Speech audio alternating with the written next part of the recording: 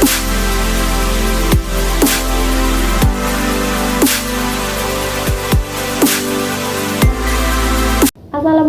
warahmatullahi wabarakatuh. Halo teman-teman, saya Mutiara Arlinda dari kelas 4B Ekonomi Syariah.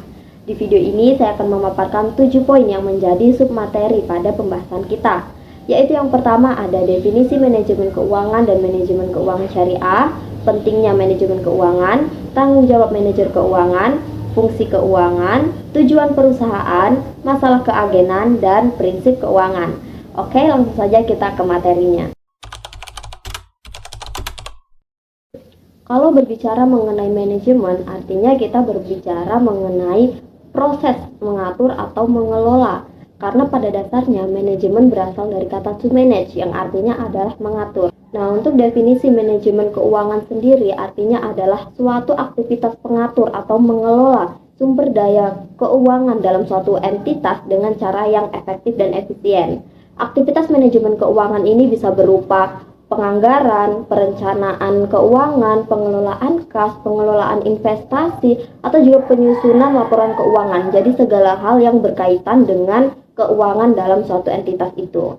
Sedangkan manajemen keuangan syariah adalah kegiatan manajerial keuangan, yaitu mengatur dan mengelola sumber daya keuangan dengan berlandaskan pada prinsip-prinsip syariah. Jadi dalam melaksanakan manajemen keuangan syariah ini harus diperhatikan apakah di dalamnya sesuai dengan prinsip syariah atau tidak. Misalnya yang perlu kita perhatikan adalah sumber dananya dari mana. Kita harus pastikan bahwa dalam memperoleh dana itu tidak ada unsur-unsur yang dilarang, seperti misalnya riba, maisir, gharar, atau tadlis. Jadi sumber dananya harus dipastikan bahwa itu bukan berasal dari hal-hal yang diharamkan, bukan berasal dari sesuatu yang diharamkan. Dalam kehidupan sehari-hari, setiap individu pasti akan melakukan yang namanya manajemen keuangan. Kita akan mengatur keuangan kita untuk memenuhi kebutuhan-kebutuhan kita. Misalnya, kita memperhitungkan berapa uang yang kita miliki, lalu kita memperhitungkan kira-kira berapa biaya yang harus kita keluarkan dalam memenuhi kebutuhan. Nah, itu kita lakukan agar pengeluaran kita bisa lebih efisien, agar kita bisa meminimalkan biaya dan memaksimalkan keuntungan yang bisa kita peroleh. Nah, begitupun dengan perusahaan. Perusahaan adalah suatu entitas yang bertujuan untuk mencari laba. Sehingga dalam kegiatannya, perusahaan harus benar-benar memperhatikan bagaimana manajemen keuangannya. Manajemen keuangan adalah salah satu faktor penting dalam perusahaan. Mengingat keuangan ini adalah salah satu hal yang vital dalam perusahaan. Seluruh aktivitas dalam perusahaan itu membutuhkan uang. Jika manajemen keuangan dilakukan dengan buruk, pasti akan mengganggu kelancaran bisnis. Misalnya, karena tidak mengelola pendanaan dengan baik, maka didapati bahwa pengeluaran lebih tinggi daripada pendapatan yang diterima. Nah, tentu hal itu bisa merugikan perusahaan. Dan jika itu terus-menerus seperti itu, maka bisa-bisa ke depannya perusahaan akan mengalami kebangkrutan. Nah, di sini saya memiliki 3 alasan kenapa manajemen keuangan itu sangat penting bagi perusahaan. Yang pertama, agar kita bisa merencanakan jumlah anggaran untuk modal yang akan kita keluarkan. Jadi sebelum mengeluarkan dana untuk pembelian aset modal, kita perlu perencanaan. Misal, kita perlu mempertimbangkan berapa dana yang kita miliki, kemudian berapa kira-kira dana yang bisa kita keluarkan untuk pengadaan aset modal. Kemudian kita juga harus memastikan apakah aset modal itu benar-benar bisa membantu operasional perusahaan atau menambah pendapatan. Jadi penting bagi kita untuk bisa mengelola keuangan yang kita miliki dengan baik. Kemudian yang kedua adalah agar kas bisa dikelola dengan baik. Nah, dengan adanya manajemen keuangan, maka kas yang dimiliki ini bisa terkelola dengan baik. Arus kas akan lancar dan biaya-biaya yang harus dikeluarkan itu bisa dikontrol agar tidak melebihi pendapatan yang akan diterima. Dan yang terakhir, manajemen keuangan juga penting untuk menyediakan informasi keuangan perusahaan melalui laporan-laporannya. Dari laporan-laporan keuangan yang disediakan itu, kita bisa mengetahui bagaimana kondisi perusahaan. Dan laporan-laporan keuangan itu juga bisa digunakan sebagai bahan evaluasi atau juga sebagai dasar pengambilan keputusan untuk kedepannya. Seorang manajer keuangan memiliki beberapa tanggung jawab yang harus diemban. Seperti yang pertama adalah pengontrolan dana perusahaan. Jadi seorang manajer keuangan pastinya bertanggung jawab terkait dana yang dimiliki oleh perusahaan, mulai dari memperoleh dana yang dibutuhkan, merencanakan dan mengatur anggaran keuangan, dan juga memastikan persediaan dana yang dimiliki oleh perusahaan. Dan dalam hal ini, seorang manajer keuangan ini perlu untuk melakukan koordinasi dengan divisi lain, seperti tim produksi, pemasaran, gudang, atau yang lainnya yang berhubungan dengan pendanaan, agar bagian keuangan ini mengetahui berapa budget yang diperlukan per divisinya, sehingga dana yang ada dalam perusahaan itu bisa dikelola dengan baik, bisa dikontrol dengan baik, menyesuaikan kebutuhan-kebutuhan yang harus dikeluarkan. Kemudian yang kedua adalah memastikan transaksi keuangan berjalan dengan tertib. Nah, jadi manajer keuangan juga bertanggung jawab untuk mengawasi atau memastikan transaksi keuangan itu berjalan dengan lancar dan tertib. Seperti misalnya tidak ada kerugian piutang, tidak ada hutang yang membengkak, tidak ada transaksi yang tidak sesuai dengan bukti yang ada, dan aktivitas-aktivitas lain yang bisa merugikan perusahaan. Selanjutnya, mengelola fungsi akuntansi perusahaan. Nah, jadi salah satu alasan terpenting adanya manajer keuangan dalam perusahaan adalah untuk menjalankan fungsi akuntansi dan mengelola informasi keuangan dari perusahaan tersebut, lalu memastikan jalannya efisiensi kerja perusahaan. Jadi manajer keuangan memastikan kinerja perusahaan itu berjalan dengan efisien. Dan yang terakhir adalah berinteraksi dengan pasar keuangan, baik itu pasar uang maupun pasar modal, misalnya untuk mencari investor atau hal-hal yang lain. Pada dasarnya, fungsi keuangan adalah fungsi pengelolaan dana atau keuangan dalam suatu perusahaan, di mana kegiatannya itu sekurang-kurangnya memuat 3 hal, yaitu mencari dana, mengelola dana, dan mendapatkan laba. Yang pertama, proses keuangan dalam mencari dana itu bisa didapat dari dana pribadi, pinjaman, atau penerbitan saham. Kemudian dana yang diperoleh itu dikelola sebagai modal bisnis, seperti penyediaan gedung, tanah, pabrik, kemudian pembelian bahan baku, pembayaran gaji, dan semua biaya-biaya operasional.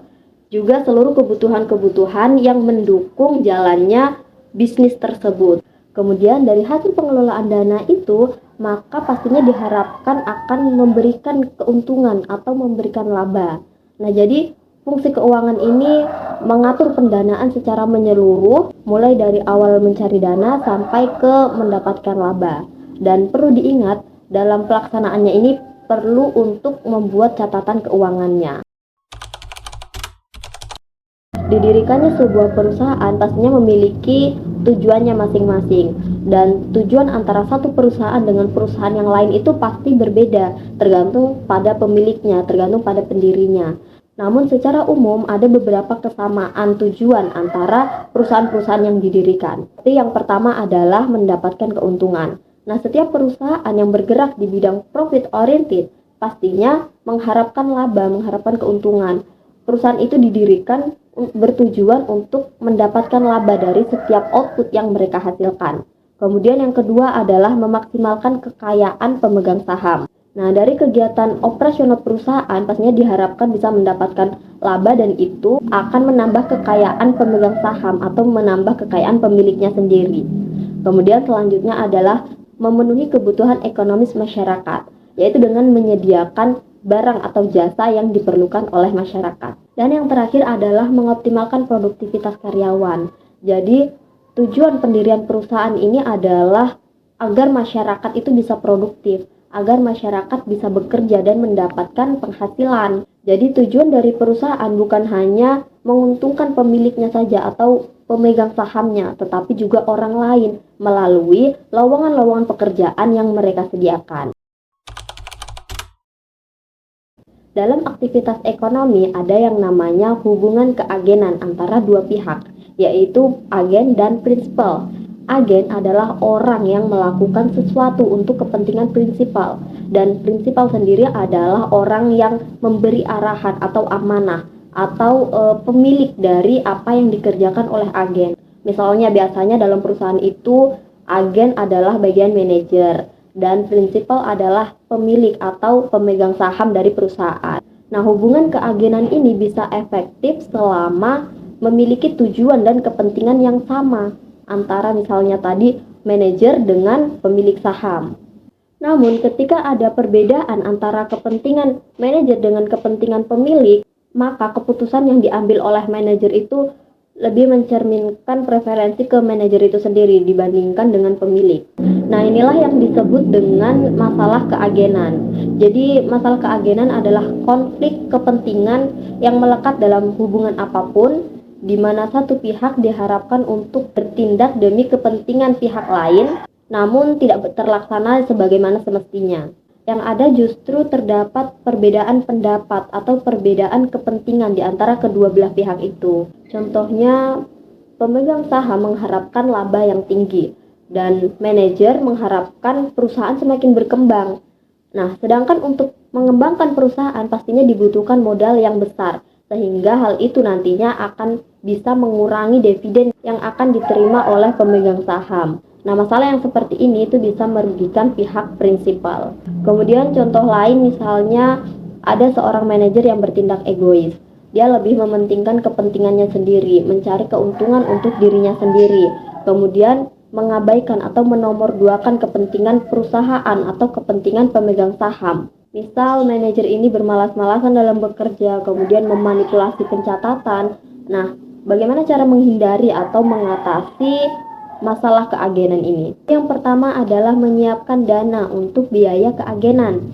Contohnya biaya yang dikeluarkan untuk mengawasi atau mengontrol kegiatan manajerial dalam perusahaan. Misal membayar auditor eksternal untuk menilai keakuratan laporan keuangan. Kemudian yang kedua adalah menyamakan kepentingan dan transparansi. Menyamakan kepentingan di sini bisa berupa kontrak atau perjanjian di awal antara pihak-pihak yang terkait. Kemudian juga perlu untuk mempraktekkan transparansi dalam hubungan antara agen dan prinsipal. Nah, itu bisa membantu mengurangi tindakan-tindakan yang bisa merugikan salah satu pihak, terutama dalam pembuatan laporan keuangan. Jadi harus transparan antara berbagai pihak yang berkepentingan di dalamnya. Kemudian yang ketiga adalah memberikan insentif. Nah, pemberian insentif ini diharapkan pihak agen akan melaksanakan pekerjaannya dengan sebaik mungkin. Jadi insentif yang diberikan ini bisa meningkatkan semangat agen dan mereka akan bekerja dengan maksimal, dan itu akan berpengaruh positif pada produktivitas perusahaan, sehingga itu bisa menambah profit yang maksimal bagi perusahaan dan pemilik saham.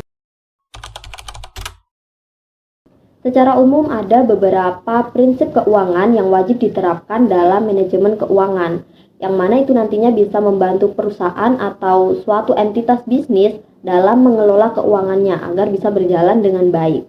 Nah, yang pertama adalah akuntabilitas. Akuntabilitas adalah salah satu prinsip manajemen keuangan dan bentuk tanggung jawab manajer keuangan untuk dapat melaporkan keuangan perusahaan. Misalnya dari mana saja sumber dananya, kemudian bagaimana pengelolaan dananya, bagaimana penggunaan dananya. Kemudian yang kedua adalah konsistensi. Nah, dalam membuat laporan keuangan, sebaiknya perusahaan menggunakan sistem pengelolaan keuangan yang relatif sama dari waktu ke waktu, agar itu tidak mempengaruhi manajemen keuangan di dalamnya. Misalnya menerapkan metode pencatatan yang sama di setiap laporan-laporan yang dibuat. Kemudian selanjutnya adalah kelangsungan hidup. Nah, prinsip yang satu ini mengukur kemampuan perusahaan menggunakan dana yang telah perusahaan miliki. Jika manajer keuangan salah dalam mengambil keputusan atau langkah strategis, maka itu akan berdampak pada kelangsungan hidup perusahaan. Kemudian selanjutnya adalah prinsip transparansi. Nah, sikap transparansi sangat penting dalam manajemen keuangan. Apalagi ini menyangkut keuangan orang banyak, sehingga dalam aktivitas manajemen keuangan ini harus dilaporkan secara terbuka dan transparan. Dengan adanya prinsip transparansi ini pastinya akan meningkatkan kepercayaan antara pihak-pihak yang bekerja sama dengan perusahaan. Kemudian selanjutnya adalah pengelolaan. Pada dasarnya manajemen keuangan adalah kegiatan mengelola keuangan perusahaan agar dapat dimanfaatkan sebaik-baiknya dan semaksimal mungkin. Kemudian selanjutnya adalah integritas. Nah, integritas ini sangat penting agar pengelolaan keuangan dalam perusahaan itu berjalan dengan baik. Setiap individu yang terlibat dalam pengelolaan dana harus memiliki integritas yang tinggi agar tidak ada penyelewengan yang bisa menjadi ancaman bagi perusahaan. Kemudian prinsip yang terakhir adalah standar akuntansi. Nah, standar akuntansi ini prinsip yang tidak bisa kita lewatkan dalam manajemen keuangan. Meskipun laporan di setiap perusahaan itu berbeda, namun yang pasti harus mengikuti standar akuntansi yang resmi. Kenapa? Karena yang menggunakan atau yang melihat data dari laporan keuangan itu bukan hanya pihak-pihak internal perusahaan, tapi juga ada pihak eksternal yang membutuhkan. Nah, dengan mengikuti standar akuntansi yang berlaku, maka hal itu bisa memudahkan berbagai pihak-pihak yang terkait ini untuk bisa memahami laporan keuangan yang dibuat. Jadi ada 7 prinsip keuangan yang harus diterapkan. Namun ini secara umum atau konvensional. Nah, bagaimana kalau dalam Islam? Kalau dalam Islam ada lagi prinsip yang paling penting, prinsip yang harus kita terapkan dalam manajemen keuangan syariah. Yaitu yang pertama adalah setiap usaha harus didasari sikap saling ridho atau suka sama suka. Jadi dalam usaha itu tidak ada paksaan atau tidak ada pihak yang dizolimi. Seperti misalnya hal yang bisa merugikan salah satu pihak adalah sistem bunga atau praktik maisir, goror, tadlis atau hal-hal lain yang dilarang dalam syariah. Kemudian yang kedua adalah penegakan prinsip keadilan, baik itu dalam bentuk takaran atau timbangan atau pembagian keuntungan, pembagian resiko. Jadi harus ada prinsip keadilan. Kemudian yang ketiga adalah prinsip tolong-menolong dan persaudaraan. Kemudian yang keempat adalah memperhatikan unsur halalan thoyiban. Jadi seluruh aktivitas dalam manajemen keuangan itu harus benar-benar diperhatikan unsur kehalalannya dan kethoyibannya. Dan yang terakhir atau yang kelima adalah tidak melalaikan diri dari ibadah. Nah, di sini termasuk juga mengeluarkan zakat dari harta yang dimiliki atau dari keuntungan yang diperoleh oleh perusahaan. Jadi itulah tadi pembahasan terkait dengan manajemen keuangan syariah yang bisa saya paparkan dalam video ini. Mohon maaf jika ada kesalahan dan kekurangan pada materi saya. Sekian dari saya, wabillahi taufiq wal hidayah. Wassalamualaikum warahmatullahi wabarakatuh.